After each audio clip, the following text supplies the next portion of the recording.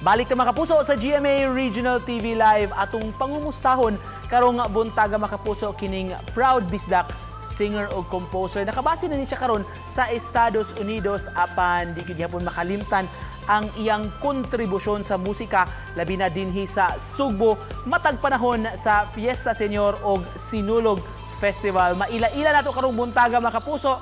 Way lain si Sir Dandin Ranillo. Good morning, Sir Dandin.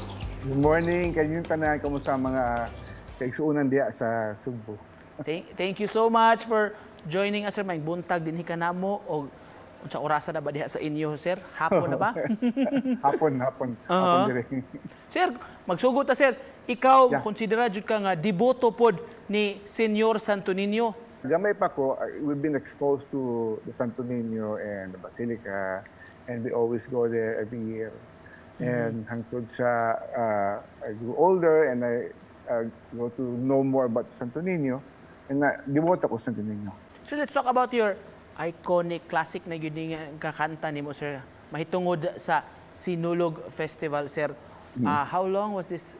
Pila ka years ago man ni sir nga na-compose nimo ni na perform nimo ni sa inspiration nimo ani, Sir Dandin? Well, first of all, kining kanta gihimo na ko a year after nagsugod ang Sinulog. So ang Sinulog, if the Sinulog started, let's say 1988, so or 89, so I made the song a year after. Ang inspiration nako, actually, I made one song first before the Sinulog. It's about the city of Cebu, and I was, I wanted to pay homage to the city of Cebu, and what more. In what way can I do that but to make a song about Cebu? So I came up with that first song, and I don't know if you guys remember the song, but it started with Maktan Kulon Simbahan sa Senyor Santo Niño. That's the first line of the song, and that really shows you that I'm a devotee of the Santo Niño. And the song, by the way, is entitled Cebu. So anyway, when I came out with the song Cebu, during that time, uso pa kasi yung kanang cassette single. Instead of a record, you come up with this cassette single. Pero ang problema na kuha ko yung side B. So I thought of, that was during the time of the Sinulog, the first Sinulog, and I said to myself, although there was already a music for the Sinulog, I said to myself na kinahanglan na ay team song ang Sinulog so that people would know how it started. So I came up with the idea, I did some research, I put together some melody, and I came up with the song Sinulog. Ang duha ka kanta, sir, of Cebu and of course the Sinulog theme song, ang sulod ato imo nga cassette tape, sir, no? You were saying that was 1 year after the Sinulog was launched. So kung 41 ka tuig na unta karong tuiga ang Sinulog, around 40 years ago. 40 years. 40 years na. And what was funny was, gihimo na ako itong cassette single. I was selling it in cassette. And I remember, tindig ko diha sa Mango Avenue in front of where Shakey's used to be. Mango Avenue. I forgot the building na ako, office diha. I was standing in front, I was trying to sell the cassette CD, the cassette of Cebu Sinulog. Pero wag mo yung palit. So, but I think only 2 people bought it. So what I did was, I just tried selling the song. I came up with an album para makatensus ko, and I gibaliga na ako sa usa ka recording company because I felt nga na, teka mo na lang magbaliga na anak kay wa man ko'y marketing arm, and I don't know anybody, so that's why I sold the album to them. To my surprise, somebody called me years after when I was based in Cebu na ingon sila nga kuan. People know your song and they've been playing the song for so many years. I said, really? My song?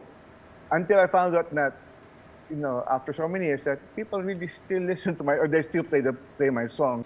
Sir, mga minimo og kanang sample karong buntaga, sir, of course. Pag kanindot man gyud nga mapaminaw na mo gikan sa original nga nag-awit o nag-compose si mga kanta. Sinulog song sa unahon nato, sir, ang Sinulog na theme. Gisugdan ning baladhay, maoy atong dungog, sayaw nga gipari sa paglihok sa sulog. Pangadji ug panampit, alang sa Santo Niño, ihalad ang kinabuhi aron malipay pang Ginoo. Sinulog ka, sagit ug kusog ka, pit senyor, tanong magsaulog, sinulog. Gikan sa sinulog song, sir, of course, anita sa laing iconic o timeless kayo ni mga awit, sir, ang Cebu nga kanta, Sir Danny. Unsa man po'y istorya ani, sir, nga nung nakahuna masad ka ani nga pag-promote bali sa atong probinsya din sa Sugbo? Daga kayo kong mga paborito sa Cebu. Kasi I love Inasal, Kita Soskillos. I love, when I was young, siging diha sa Hudson. So, mura mag-summarize na ako what makes Cebu a popular place. So, I just put them all together. Santo Niño, Andig nga Cebuana, Roskillos, Danggit, all that stuff put it together and have a song Cebu. Sir Dan, of course, di na mo palabyon ang kahigayunan, sir. We'd like to ask a few lines nimo.